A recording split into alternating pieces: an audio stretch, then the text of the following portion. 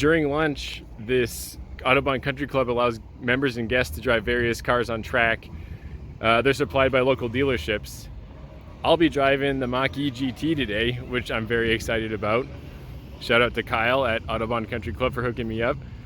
And you can see some of the other cars here that you're allowed to drive.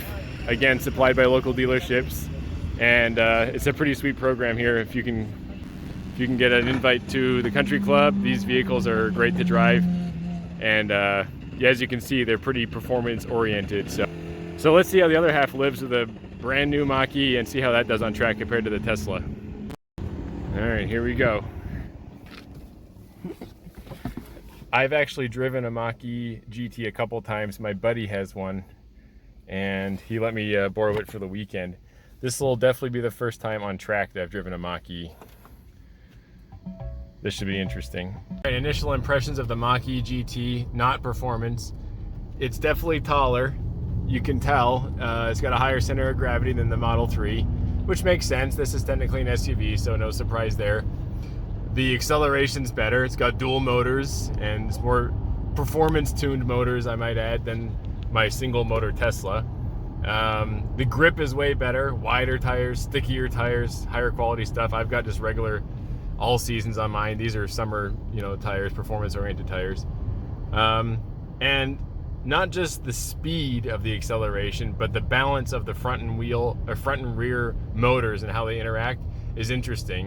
You can tell Ford, thought about proportioning the torque front to rear to help make the car rotate if the driver wants it to rotate, or make the car,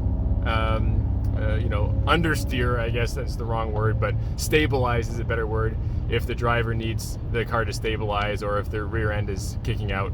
So good job Ford there. I did not adjust anything. I just drove it out of the box with no special modes or disabling anything. And it's really fun. It's a really engaging car to drive. There is some fake noise piped in, which normally I don't like, but I kind of like on this, maybe because I'm at a track and it's a performance-oriented car. But I've got to say I'm pretty impressed. I'm a fan of this, and it's definitely a different experience than just driving it on the road. This Cadillac, though, in front of me, I don't know who's driving it, but he's definitely on the edge of getting pulled off the track, I think. These are touring laps behind a pace car, and you're not supposed to hang back and then, go a million miles an hour to catch up again. They want everyone pretty tight, so everyone's going about the same speed, about 60 miles an hour or so. He's been hanging back a lot and just gunning it on the straightaways and the parts of the track you can't see. Entertaining for me because I get to watch and listen to that sweet, sweet sound.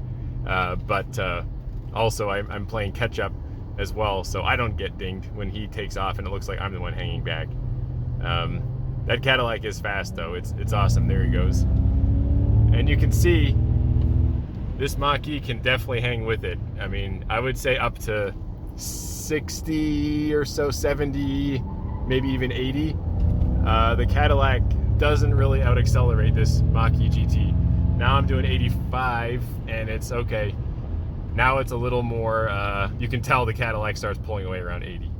So credit to Ford though for an electric car, no transmission or gearing in the electric car, just single speed versus a very performance oriented build Cadillac.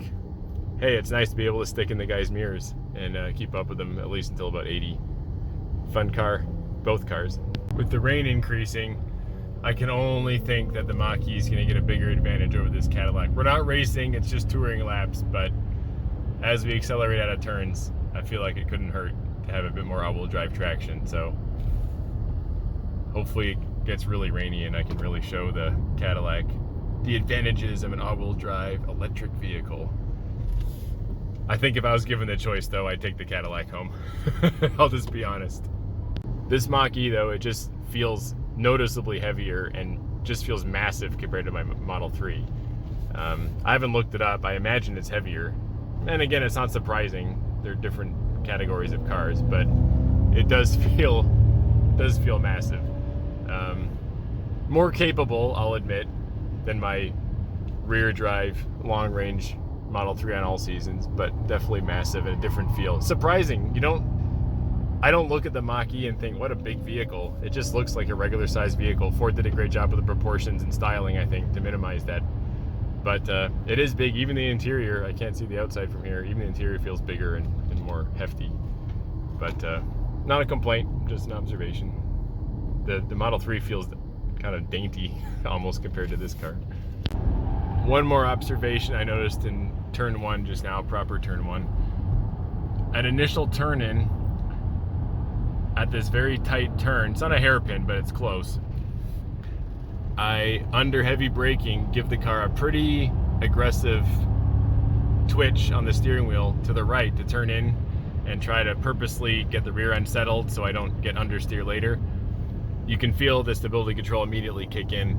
Not on this turn right here, but definitely on the tighter turns with more weight on the nose and more in turn-in grip.